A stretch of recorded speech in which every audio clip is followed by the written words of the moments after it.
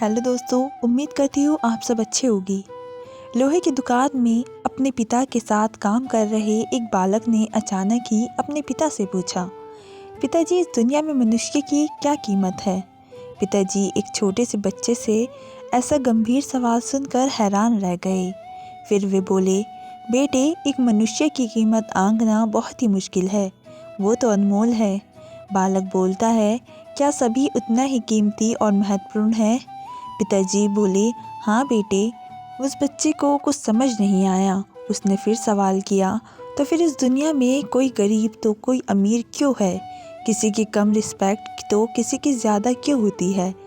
सवाल सुनकर पिताजी कुछ देर तक शांत रहे और फिर बालक से स्टोर रूम में पड़ा एक लोहे का रोड लाने को कहा। रोड लाते ही पिताजी ने पूछा, इसकी क्या कीमत होगी। बालक ने कहा कि 200 रुपये।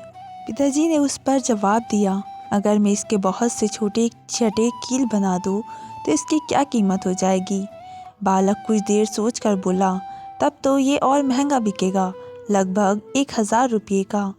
पिताजी ने कहा, अगर मैं इस लोहे से घड़ी के बहुत सारे स्प्रिंग बना दूँ तो। बालक कुछ देर गणना करता रहा और फिर एकदम से उत्साहित होकर बोला, तब तो इसकी कीमत बहुत ही ज़्यादा हो जाएगी।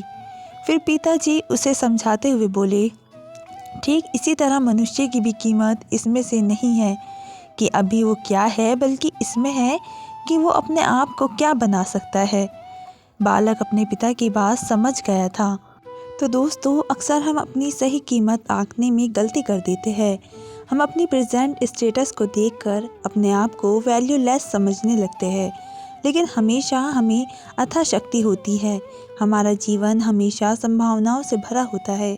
हमारे जीवन में कई बार स्थितियाँ अच्छी नहीं होती, पर इससे हमारी वैल्यू कम नहीं होती है।